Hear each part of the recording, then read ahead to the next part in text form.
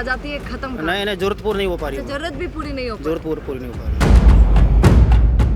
हम जब नौकरी करने आए थे उस टाइम पे हमें बताया गया थी आपको 9,000 के आसपास तनख्वाह मिलेगी कट के, हमारे डलते थे 6,900।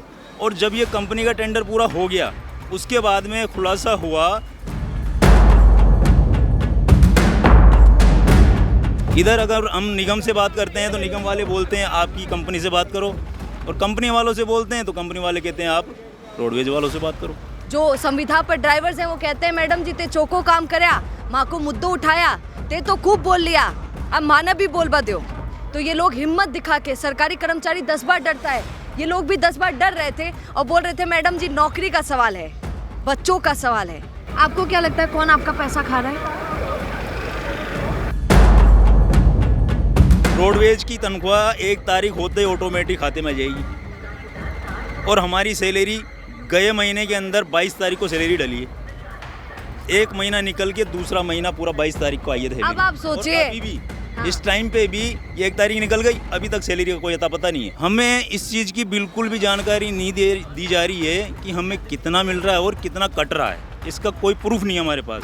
ये सरकार तो खुद कह रही है, रोडवेज खुद कह रहा है कि जाओ और करो जो था न कर लो, और चाहो करो ये जो भी भ्रष्टाचार भी अगर करना है बीच बीच में तो वो भी कर लो, वो खुद ही ये कह रही है, क्योंकि इनकी सैलरी तो आ ही नहीं रही है। मैं आप लोगों से बोलूँगी भैया थोड़ा तो एकता दिखाइए, क्या ये तीन ही है? ये तीनों आप सबकी बातें यहाँ पर रख रहे हैं। एआई के इस युग में सोचिए अगर शिक्षा के अंदर एआई को शामिल कर लिया जाए तो कितना बेहतर हो। एक ऐसे ही थॉट के साथ, फैसिलिटी के साथ आया है वेदांश एआई ग्लोबल स्कूल। ये स्कूल 1st से लेकर 12th तक है, और वो फैसिलिटी सुनिए जो कोई और स्कूल नहीं देता, पर ये दे रहा है। क्या?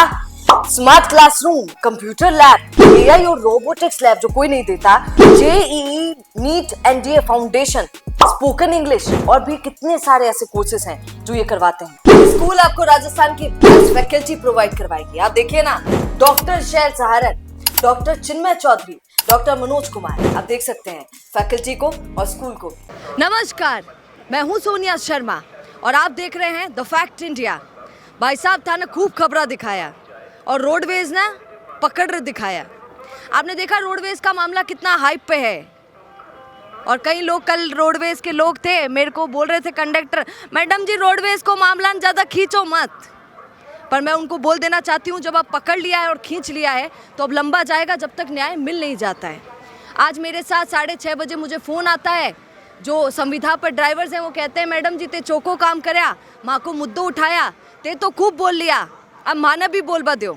तो ये लोग हिम्मत दिखा के, सरकारी कर्मचारी 10 बार डरता है, ये लोग भी 10 बार डर रहे थे और बोल रहे थे मैडम जी नौकरी का सवाल है, बच्चों का सवाल है। पर जिन लोगों को आपकी टेंशन नहीं है, खामखा आप उन लोगों के लिए टेंशन ले रहे हैं। क्या सरकारी कर्मचारी की यही हैसियत होती है कि कोई भी उसकी नौकरी छीन कर फेंक सकता है? आज इसी पर थोड़ी बात करेंगे। आइए संविधा पर ये सारे ड्राइवर्स हैं, इनसे थोड़ी चर्चा करते हैं। राम राम। राम राम। बोलिए क्या प्रॉब्लम है आपकी? मैडम हमें आज कम से कम 3 से 4 साल हो गए नौकरी करते हुए। इसमें हमारा सभी ड्राइवर भाइयों को इतना शोषण हो रहा है जिसका कोई जवाब नहीं है, और इसकी कोई सुनवाई नहीं है निगम से लेके, और ना ही हमारी जो ठेका पड़ता जो कंपनी है उसमें भी कोई सुनवाई नहीं है। तो सुनिए ना भैया, आपके अंदर भी तो एकता नहीं है। अगर सारे ड्राइवर, एकता ये है ना, जैसे पहल मैंने कर दी, ठीक है, मैंने पहल करी तो मैं ही बुरा हो जाऊँगा, और कोई सपोर्ट और कोई सपोर्ट नहीं करेगा। यहाँ तक कि निगम वाले भी सपोर्ट नहीं करेंगे, मेरे जो चालक भाई हैं वो भी सपोर्ट नहीं करेंगे। अब सुन रहे हैं आप, जो संविधा पर ड्राइवर्स हैं रोडवेज में, भाई साहब यो काई करे। आप लोगों को आज एक होना चाहिए, क्योंकि आप लोगों का मुद्दा किसी ने उठाया है, और शर्म की बात यह है कि आप ही लोग गुपचुप करके छिपे हुए बैठे हैं। ये शर्म की बात है। अब 3 साल से मैं खुद अपनी आप बीती बता रहा हूँ कि पुरानी कंपनी थी एक, वो श्री रामाकृष्णा विद्या समिति के नाम से, उस कंपनी के अंदर हमें जो सैलरी मिलनी चाहिए थी उसमें से बहुत कम मात्रा में, मतलब हमें मिल रहा था 6,900 रुपये कट के। 6,900 में आप बताओ घर का खर्चा चल जाएगा? 6,900 रुपये महीने? 6,900 रुपये महीने। क्या मजबूरी? जिसके अंदर वही रेगुलर ड्राइवर जो कि जिनकी ये मान के चलो कम से कम 70-80 हज़ार रुपये, लाख रुपये तनख्वाह है, वो जो काम कर रहे हैं उनके बराबर हम सेवा दे रहे हैं, और फिर हम 6,900 में कैसे नौकरी करें भाई? लेकिन करनी पड़ रही है, मजबूरी है, बेरोजगारी इतनी है। तो सरकारी बोलती है कि मिनिमम 25,000 तो कमाइए, 25,000 तो एक मानी जाती है। और दूसरी बात, हमें इस चीज़ की बिल्कुल भी जानकारी नहीं दी जा रही है कि हमें कितना मिल रहा है और कितना कट रहा है। इसका कोई प्रूफ नहीं है हमारे पास। सैलरी कितनी डाल रहे हैं, कटौती कितनी काट रहे हैं, उसकी कोई जानकारी नहीं है, कोई रसीद नहीं है। जबकि आज हम कहीं पे भी नॉर्मल अगर किराने का सामान भी लेने जाते हैं तो वहाँ भी पक्का बिल मांगते हैं और देते हैं, लेकिन हमें ये चीज़ें नहीं मिल रही। इधर अगर हम निगम से बात करते हैं तो निगम वाले बोलते हैं आपकी कंपनी से बात करो, और कंपनी वालों से बोलते हैं तो कंपनी वाले कहते हैं आप रोडवेज वालों से बात करो। कोई जवाब नहीं है पुख्ता हमारे पास। अब पहले हम जब नौकरी करने आया था उस टाइम पे हमें बताया गया थी आपको 9,000 के आसपास तनख्वाह मिलेगी कट के, हमारे डलते थे 6,900। और जब ये कंपनी का टेंडर पूरा हो गया उसके बाद में खुलासा हुआ कि आपकी सैलरी बढ़ के आनी चाहिए थी, आपके 6,900 डल रहे हैं। सच्चाई बाद में बताई इन्होंने। जब वो कंपनी का टेंडर खत्म हो गया, सब कुछ वो भग गई। कितने बच्चे हैं आपके? मेरे 2 बच्चे हैं, एक लड़का है एक लड़की है। कौन सी स्कूल में पढ़ते हैं? मेरी एक तो प्राइवेट में है, एक गवर्नमेंट में है।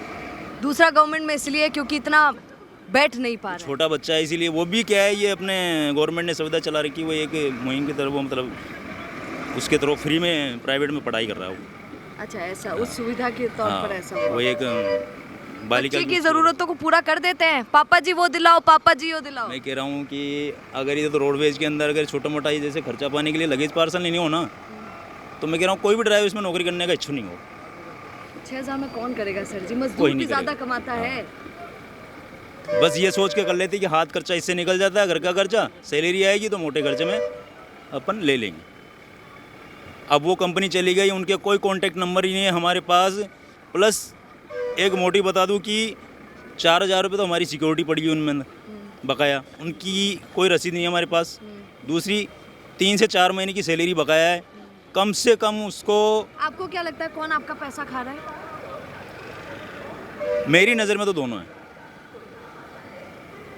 आप ही लोग गरीब मिले थे उनको? मेरी जिनका नज़र में पैसा तो दोनों हैं। निगम भी है, कुछ गलतियां निगम वालों की भी हैं, कुछ और कंपनी तो है ही है।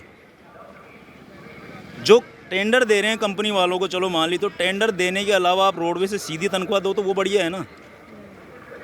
जैसे अभी बस सारथी चलते हैं, महीने के टेंडर के हिसाब से चलते हैं, उस हिसाब से ले लो आप, या फिर किलोमीटर बेस के हिसाब से कर दो, वो अच्छा रहेगा। इसमें कुछ हमारा पेट नहीं भर रहा, शोषण हो रहा है हमारा, और पेट भर रही है कंपनियाँ। क्या बोलेंगे भैया? राम राम। राम राम। क्या बोलेंगे? सारा दुखड़ा सुना दीजिए, सरकार सुनेगी। सरकार तो सुनेगी, क्योंकि पहले तो ये जो ड्राइवर है भाई अपने स्टाफ वाले, इनको एकता करके सभी के सामने मुद्दा रखना चाहिए, सबसे मेन चीज़। बिल्कुल। आज यही क्यों लोग बेचारे बोल रहे हैं, कल को इनकी जॉब पर, अगर इनकी सरकारी नौकरी पर, मतलब जो भी नौकरी है, मैं तो सरकारी बोलूँगी भी नहीं इसको, इनकी नौकरी पर आ गई तो कितने डर की बात है। फिर भी ये लोग हिम्मत करके यहाँ पर खड़े हैं। कुल मिला के सुनना चाहिए हमारी पुकार, और ऐसा नहीं होगा सुनेंगे, ये आवाज़ वहाँ तक पूछेगी। इसके बाद भी हम पूछना चाह रहे हैं, बिल्कुल सुनना चाहिए। आपके कितने बच्चे हैं?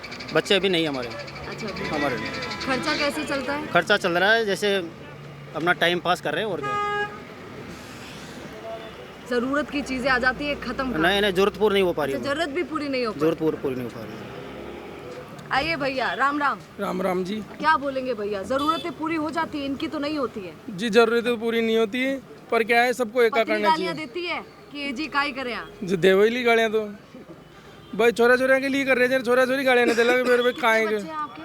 3 3। परिवार लंबो छोड़ो से 3 बच्चा बच्ची से स्कूल भेज पाते हैं? पैसे वैसे का इंतजाम हो जाता है? करनी पड़ा जाए ड्यूटी से साहब। गजब है। आप इन लोगों के बारे में क्यों नहीं सोचते हैं? बड़ी बड़ी कंपनियां, रोडवेज, ये नगर निगम, ये लोग इन लोगों के बारे में क्यों नहीं सोचते हैं? मुझे और सुनिए, ये जितने लोग हैं, जितने ड्राइवर्स हैं, मैं आप लोगों से बोलूँगी भैया थोड़ा तो एकता दिखाइए। क्या ये 3 ही हैं? ये तीनों आप सबकी बातें यहाँ पर रख रहे हैं। आप लोगों को एक होना पड़ेगा। मेरा भी आप सभी से निवेदन है, बोलिए। मैडम, ड्राइवर तो ऑल इंडिया में टैक्सी वाले और ट्रक ड्राइवर जो भी है ना, आज की तारीख में हर जगह परेशान है। कुल मिला के सभी की सुननी चाहिए सरकार को, सभी के लिए कहता हूँ मैं तो। ऑल इंडिया में जितने मेरे भाई चलते हैं ना, ट्रक ड्राइवर है, टैक्सी ड्राइवर है, सबकी पुकार सुननी चाहिए सरकार को। हर जगह परेशानी, रोड पे चलने वाला हर ड्राइवर परेशान है। पिछली वाली जो कंपनी है उसका समय पूरा हो चुका। ये नई कंपनी है, ये टॉप मैनेजमेंट पावर इसके नाम से। इस कंपनी के अंदर भी हमें कंफर्म मतलब सैलरी नहीं मिल रही है। वो कह रहे हैं 15,000 मिलेगी। 15,000 में कितने कटने चाहिए पीएफ के, ईएसआई के कितने कटने चाहिए, उसके अलावा भी हमें और कट के और 10,000 किसी के 10,000 डल लें, किसी के 9,000 डल लें, उसका कटौती का कोई सबूत नहीं है, कोई प्रूफ नहीं है, कोई बता नहीं रहा है, कोई सुनवाई नहीं है कुल मिला के। एक आपका ये है कि हमारी सैलरी फिक्स की जाए, हमें बताया जाए कि कितना समय पे सैलरी नहीं है। आज रोडवेज की तनख्वाह 1 तारीख होते ही ऑटोमेटिक खाते में जाएगी और हमारी सैलरी गए महीने के अंदर 22 तारीख को सैलरी डली है। 1 महीना निकल के दूसरा महीना पूरा 22 तारीख को आई है। अब आप सोचिए, अभी भी इस टाइम पे भी ये 1 तारीख निकल गई, अभी तक सैलरी का कोई अता पता नहीं है। अब आप सोचिए, आप लोग कमेंट कर देते हैं दर्शक कि मैडम जी ये भी चोरी हुआ करे, खूब भ्रष्टाचार करे। ये लोग क्या करेंगे आप सोचिए। मैं भ्रष्टाचार को गलती मानती हूँ, पर इन लोगों की क्या गलती है? आप सोचिए ये पैसे लाएंगे कहाँ से? सरकार दे नहीं रही है। सरकार तो खुद कह रही है, रोडवेज खुद कह रहा है कि जाओ और करो जो था न करनो, और चाहो करो ये जो भी भ्रष्टाचार भी अगर करना है बीच बीच में तो वो भी कर लो। वो खुद ही ये कह रही है, क्योंकि इनकी सैलरी तो आ ही नहीं रही है। अभी इसी कंपनी के अंदर हमारी 15,000 की सिक्योरिटी जमा है, फर्स्ट में काटी है उन्होंने 3 किस्तों के अंदर, लेकिन उसकी कोई रसीद नहीं है हमारे पास। उनसे बोलते हैं हमें रसीद दो, किस चीज़ के काट रहे हो उसका ब्यौरा दो, लेकिन कोई सुनवाई नहीं है। उधर वाले बस बोलते हैं कंपनी वालों से, कंपनी वाले के ना ठीक है रोडवेज से आपको दिलवाते हैं, निगम वालों के बोलते हैं भाई हमारा कोई मतलब नहीं है, आप अपनी कंपनी से बात करो। अब जाए तो कहाँ जाएं हम? ये संविदा वाला ये भी तो, मैं तो चलो 3-4 साल हुए हैं मेरे को, तो मेरे जैसे बहुत से भाई हैं जिनको 10-10 साल हो गए इसमें नौकरी करते हुए, संविदा पर ही और संविदा पे चल रहे हैं, जो बूढ़े हो गई, उम्र हो गई उनकी, आज भी चल रहे हैं वो। परमानेंट कब होंगे? कब होंगे? उनकी उम्र निकल गई, 50 साल पूरे होते ही रोडवेज निकाल देंगे उनको, बाहर निकाल देंगे, नौकरी नहीं देंगी वो, संविदा पे भी नहीं देंगी उनको। जो इंसान 10-10, 15-15 साल से सेवा दे रहा है तो कुछ तो उसको बेनिफिट मिलना चाहिए रोडवेज से। अच्छा आप सब इधर आइए, आप भी इधर आइए भैया। राम राम बोलकर सबको अपनी बात दुखड़ा सुना दीजिए। और लास्ट आप और रोडवेज मंत्री जी को जानते हैं, अपना डिप्टी सीएम प्रेमचंद बैरवा, वासु भी रिक्वेस्ट करूँ उनको भी बोलिए, शायद सुन लें। तो भजन लाल जी से सभी से करेंगे, अपनी राजस्थान सरकार का उनका काम अभी संभालने का, वही देखेंगे, सब वो करेंगे। अपनी आवाज़ है बिल्कुल जोर शोर से आवाज़ करेंगे और एकता भी करेंगे, आपके माध्यम से करेंगे। 3 दिख रहे हैं, बाकी दिखेंगे, वो सब आएंगे, सबको बुलाएंगे, हम करेंगे, एकता करेंगे। और आना ही चाहिए भैया, शर्म कीजिए। ये लोग बेचारे क्या, ये भी इतना ही कमाते हैं जितना आप, इनके भी ज़्यादा। यो पता को ना तनख्वाह कितनी आ रही है गवर्नमेंट की तरफ से, कंपनी कितनी दे रही है कितनी न दे रही, कोई पता को ना, धूल में लट चाल रही है। सुन लिया है, क्या कहेंगे इन लोगों के लिए? कभी कभी इन लोगों के बारे में भी सोचना चाहिए। हम लोग तो समझ ही नहीं पा रहे, जो हमें गंतव्य तक पहुंचा रहा है वो आदमी कितना बड़ा होगा, पर उसकी आवाज़ उठाने वाला कोई नहीं है। एक बात आप सभी से बोली थी, इसलिए वीडियो का एंड होते होते मैंने सोचा कि यहाँ आकर आपके सामने रख देती हूँ, क्योंकि मेरे पास फ़ोन आया। अब आप देखिए सरकारी कर्मचारी पर कितनी बुरी मार पड़ती है। ये वीडियो जो अभी आपने देखा रिपोर्टिंग का, इसके बाद इन लोगों के पास एक फ़ोन जाता है, कोई इनको बुलाता है कि आओ मिलने के लिए। मुझे भी नहीं पता है कि वो कौन है, पर बोलता है कि ये मीडिया वाले तो अपने उससे ही करते हैं, तुम लोगों को फंसा देंगे, तुम लोग अपनी बात मत रखो। क्या यही राजस्थान है? क्या यहाँ पर सरकारी कर्मचारी के साथ यही होता है कि जब वो सच्ची बात रखता है, अपना दुखड़ा सुनाता है, तो फिर उसको नौकरी छोड़ने की और इनकी धमकियाँ दी जाती हैं कि तुम्हारे साथ कुछ गलत ना हो जाए? ये बहुत शर्म की बात है। अगर कोई बढ़ चढ़कर अपनी बात सामने रख रहा है मीडिया के सामने, हमारा तो काम धंधा ही यही है भैया, और अगर हम जा रहे हैं उनके लिए तो क्या ये गलत हो जाएगा? क्या वो लोग जो सच बोल रहे हैं वो गलत हैं? बहुत शर्म की बात है। मुझे लगा आपको ये बता देना चाहिए। और खैर, ये नंबर आपके पास है द फैक्ट इंडिया का, याद रखिए। जितने भी ड्राइवर्स हैं जो अगर अपनी बात रखना चाहते हैं, कुछ बोलना चाहते हैं, तो इन नंबरों पे कॉल कर सकते हैं। नमस्कार, राम राम। रुकिए और जरा ध्यान से सुनिए। क्या आप हमारी इन खबरों से अपने व्यापार को भी बढ़ाना चाहते हैं? तो आप भी खबरों के दौरान इस तरह के एलिमेंट्स पर अपना विज्ञापन दे सकते हैं, या फिर ऐसे खबर के 1 मिनट बाद अपना पूरा विज्ञापन डलवाएं, जो कि 8 लाख से ज्यादा सब्सक्राइबर्स और फॉलोअर्स वाले द फैक्ट इंडिया चैनल्स और पेजेस से राजस्थान के कोने कोने में पहुंचेगा, और इससे आपका व्यापार, ब्रांड सब कुछ बढ़ेगा।